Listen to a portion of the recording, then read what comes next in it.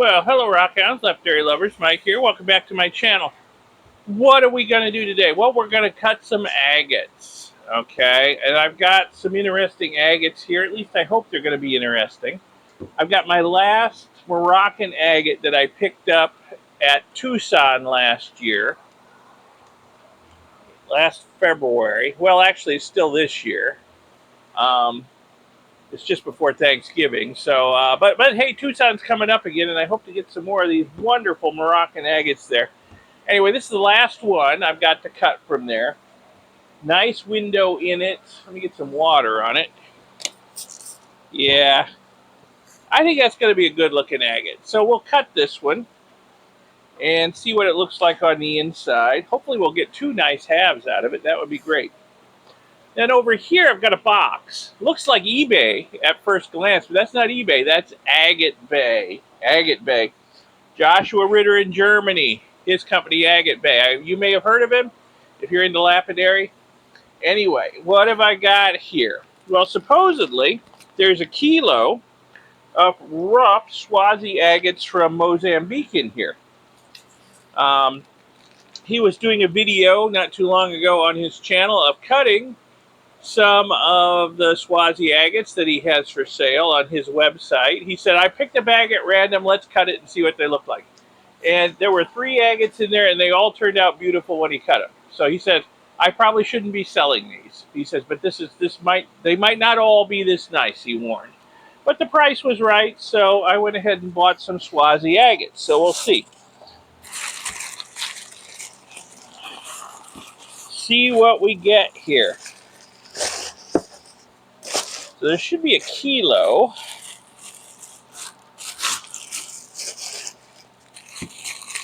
Looks like potatoes in here. 1 kilogram Mozambique. Now there's only 2 here. The bag he picked had 3 in it, but these look like they're a little bit bigger than what he cut. So that's probably how we got to a kilo with only 2. I'm going to weigh them too and see if we actually got a kilo here. Alright. Let me get my scale out, and we'll see if we've actually got a kilo of Swazi agates here. Yeah, somehow I missed meeting up with Joshua at Tucson last time, but I'm going to make a special effort to try and get to his booth. Well, not really a booth. Joshua's going to be at one of the high-end shows and have his own room, I'm sure. I'm going to make a special effort to try and get over there. All right, let's see what we've got here. Let me turn this on.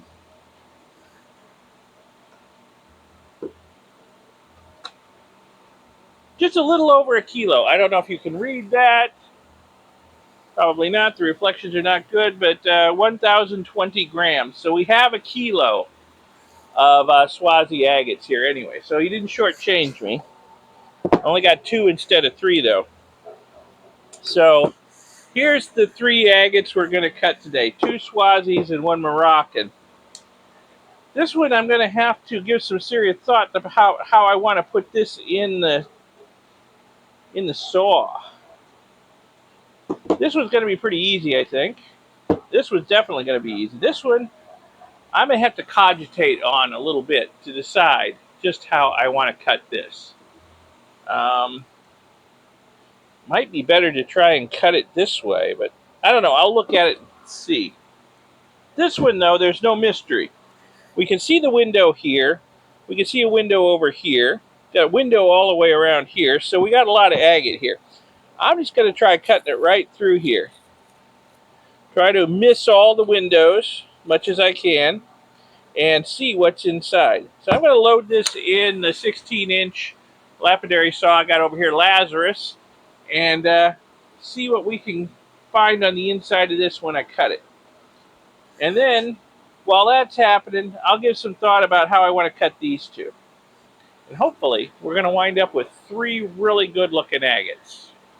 I can see we also got a pretty bad crack here I need to avoid. So that's going to be an additional issue. I load it in here and try to cut it and miss that crack. Alright, I will do my best. I'll load this up in Lazarus, and we'll get a cut on it and see how it looks. It's got some other fractures too. Um, and then while this is cutting, we'll contemplate how to cut these. So let me get this loaded in Lazarus and get it started. All right, I've got the rock loaded into Lazarus. Yes, he's dirty. He's always dirty because every time I deep clean him, I immediately cut a bunch more rocks, and he's dirty again. Don't worry, he's not too dirty. He'll get the job done. So I've got the rock loaded in. I think my best bet with this agate is to just cut parallel to the big window on it and only go in about 3/4 of an inch at the most, and try to avoid all those other windows and avoid the big crack that's further back. So that's what I'm going to try to do, and we'll see whether we make something beautiful out of this rock or not. Hopefully. All right, let's get the lid closed and get Lazarus started up. It's a pretty big agate. It's going to take a little while. Meanwhile, let's contemplate how I want to cut the others. All right, so with these Swazi agates, I mean, I can see agate here, here, here, here, here, here. So there's a lot of little windows. I think this one, the best bet would be to cut right across through here, miss all the windows. Well, I got to miss that little one too. And hopefully we'll get two nice halves. This one over here, I don't know. I see agate there. I see agate there. Agate over here. I would really like to cut it like through here. That I think would be the best. I mean, the easiest would be to cut it like this, but that's going to leave small faces. Can I hold it in any way to cut it like through here? That's the question. I don't know. I could maybe glue it to a board and clamp it in Lazarus and then cut it the way I would really like to cut it. So that's a possibility. Let me think about that, and maybe we'll try that. All right, I've got a pretty good idea how I want to cut this agate, so that'll go in Lazarus next once that Moroccan agate's done. This one, though, I'm going to try and hot melt glue a board on it, like about so I can mount this in Lazarus and cut it the way I want to cut it through here. So I'm going to heat up the rock. I'm going to heat up the wood too, because it's kind of a chilly morning. I just want to warm everything up so that the hot melt glue will stick thoroughly. I don't want it to chill on contact with that cold rock. I don't want it to chill on contact with the cold wood. I want it to soak into the pores of the wood. I want it to spread out across the surface of the rock so I get a good hold to withstand the cutting forces of cutting that agate. So we're going to warm those up. Let me get the hot melt glue gun warming up, and then we'll glue these together. And hopefully, while this agate's cutting, it'll cool down enough to cut that one. Otherwise, I'll just go have some lunch while I'm waiting. All right, I think everything is good and hot. So, turn that off. Let's get a lot of hot melt glue on this piece of wood. This is a very uneven agate. I'm just going to really slather it on there. And then I'm going to have to, pretty sure, let me set this so it's more or less level. Hopefully I can. So the wood doesn't slide off. And then I'm going to have to fill in the gaps around the base of it with some more hot melt glue.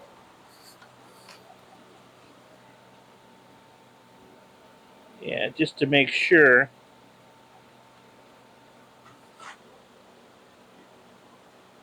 this thing doesn't come off while I'm cutting.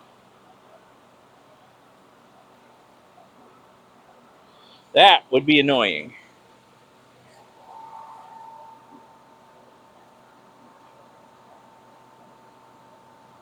Okay, we'll let that cool down,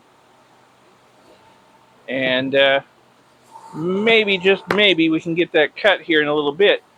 It's going to take a while. The rock is warm, the wood is warm, the glue is hot. It's going to take a while to cool down. But Lazarus has gotten awfully quiet. So let me get that Moroccan agate out of there, and we'll take a look at what's happened with it. So here we are. Here's that Moroccan agate. And wow, there were even more fractures in this thing than I thought there were. The more I looked at it before I cut it, the more fractures I saw. But yeah, it's got a lot of internal fractures. I mean, don't get me wrong, it's going to be pretty. We got some nice color here. We got some eyes. I'll give you a close-up look at it with my phone so you can see the details better. But still, it's just not a primo agate because of all the fractures it has in it. Even if I polish it up nice, it's, be good for me. Nobody else will want it, I don't think. Anyway, when I go to Tucson this next time, I'm going to pay much more attention to fractures that I see in the agates I buy. Because I would like to get as many fracture-free or with minimal fractures as I can. Because they really detract from the beauty and, the value of them. Or I can use the fractures as a negotiating point, too, to get the prices down. All right, let me give you a close-up look. See what we got here. Some nice orange in it. Nice band of orange around that quartz pocket there in the center. And nice banding. Some nice eyes. It's just too bad it's all fractured up. In fact, I don't even know if it'll survive trying to polish it. This might all spall off up here. Hard to say. I might try stabilizing it before I polish it. If I polish it. I'll put it on my pile of stuff to maybe be polished, and we'll see what I do with it in the future. Meantime, let me get this loaded up in Lazarus and get it cut the way I want to cut it. And fingers and toes crossed, this will be better. I don't see any obvious fractures. That's my pencil line there. I don't see any obvious fractures in it, so hopefully this one will be much better. So I'll get it in Lazarus and get it cutting. All right, I've got this Swazi agate in Lazarus the way I want to cut it. I've got this clamped down just as tight as I dare. There's always a chance with rocks this round that they could slip out of the clamp. But I've really cranked it down tight. Hopefully, it's not going to slip out of the clamp or rotate or do anything. It seems to be in there good and tight. Like I say, cross your fingers and toes. Not only that we've got a pretty agate here, but that it's not going to move on me during the cut. All right, let's get started. All right, the first Swazi agate's done. And, well, that's an improvement. I mean, it's not nearly as fractured up as that one is. Not nearly as colorful either. But still, it's got some really nice banding in it. And I'm seeing hints of parallax up here in these bands up here. Let me give you a close-up look at this with the phone. This is definitely a big improvement over the first one I cut, I think. Yeah, that's nice. We got a little flow channel down here. Yeah, I swear I'm seeing hints of parallax up in here. Both pieces. Those will polish up nice, and I don't see a single fracture in them. That is fantastic. They'll be really pretty. I mean, they're not primo agates, but they will be really pretty once they're polished. Good practice for my polishing for me. All right, excellent. So I guess it's time to see if we can get this in Lazarus. Yeah, I don't have a fancy saw with a fancy clamping system like Joshua has, so I have to resort to these methods here. In fact, I wonder if Joshua didn't sell this one because he couldn't even clamp it in his fancy saw. But I'll get it in Lazarus and we'll get it cut. Let me clamp it in like here and cut it across like that. That's my plan. We'll see how it goes. All right, got it clamped in Lazarus good and tight. I'm going to try and cut right through here. And we'll see. We'll see what kind of agate we got inside here. Not touching the stone. Okay, good. Let's get started. So that was we're cutting it the long way, so that's going to take a little while. Well, check this out. I think we may have ended on a high note. This one came out really good. Both halves, actually, look really, really nice. They've got good color to them. They've got really good tight banding to them. I'll give you a close-up look at it because some of the details aren't visible from a distance, but I think cutting this in this direction was definitely the right way to go. Some of you may be asking, how am I going to get the block off now? Well, I'll just heat the stone up on top of the hot plate, and the glue will let go, and I'll just pick off the remains of the glue, and we'll be good to go. I think I'm definitely going to polish this one, and probably polish that one too. That one there, but I've got two other really nice agates here, so I don't think I'm going to bother with it. So, yeah. All right, let me give you a close-up look at this. So, yeah, check it out. Look at that. Isn't that nice or what? Heck of a flow channel over here. And some nice, tight red and white banding in there. Yeah. Look at that. Both sides. Very pretty. These are going to polish up very, very nicely.